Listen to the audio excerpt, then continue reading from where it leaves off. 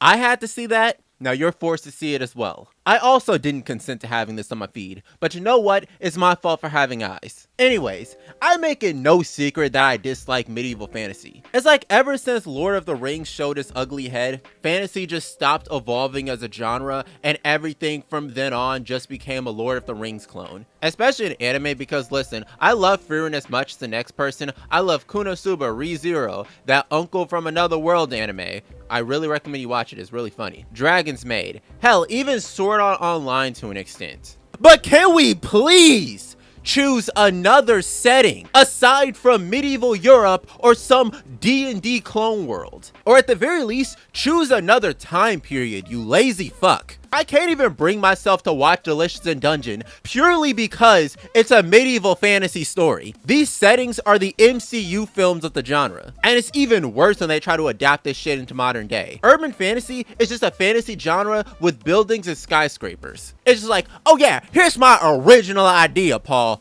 Elves, but they gotta pay taxes and work a 9 to 5. I will sodomize you with a branding iron. Get the fuck out of my office. Maybe I just have a bias because I struggle to relate to stories that take place in the past. You know, mostly because I am of the darker shade of color, so anything past the 80s to me is a strict hell nah. Maybe that's why there aren't any black isekai protagonists, because Re:Zero will be a completely different story of it.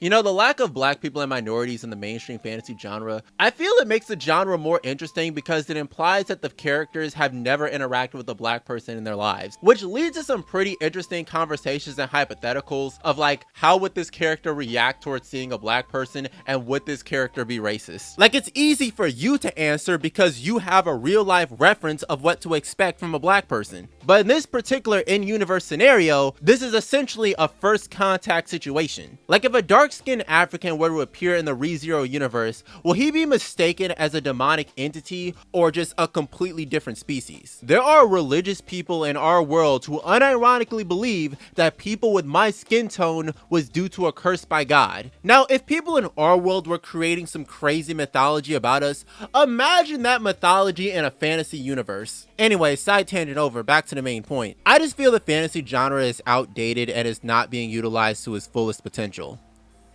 Is what I would say if we didn't have a genre that I would argue is the spiritual successor to the fantasy genre, and that is superheroes. Hear me out. When you think of the fantasy genre, what do you think about? Magic, often defined as manipulating the fundamental forces of our world to create various effects. Superpowers do the same thing. Mythological beings of various origins, some fantastical and some scientific, each possessing a specific skill unique to their species. Oh, you mean the Martians? You mean the Skrulls? You mean the Kryptonians? You mean a fifth dimensional imp capable of warping reality? Adventurers with guilds they can join, parties they can be a part of, and going on unique quests to stop an entity or retain an item. Oh, so you mean a superhero team? You mean a hero agency? You mean vigilantes? Oh yeah, magical items that can increase a person's magical energy and power. Oh, you mean the Lantern Ring? You mean the Infinity Gauntlet? You mean the Scarabs? Oh, well, fantasy has gods, each with their own unique roles. Oh, you mean the Celestials, the Living Tribunal, Galactus, the One Above All, the Presence, and the many entities Doctor Strange deals with. Okay, get the point. The superhero genre is just a one-to-one equivalent of the fantasy genre, but better. And I mention this because I feel like we don't talk about this enough. The classical fantasy genre, as we know, is built on the same premise as the superhero genre. The world's outside your window. It is taking the mundane and whimsifying it into something spectacular. A lot of the past stories that inspires fantasy were built off of mythology, superstitions, or religions that were popular at the time. It was essentially a cinematic universe built on our collective whimsy of the mundane world, and the superhero genre is essentially that. And I do believe that if we continue with this trajectory of the world outside your window concept integrated with our modern mythology inspired by our own culture, we may just be on the way of creating a new type of genre of 21st century fantasy. But yeah, that's all I want to talk about.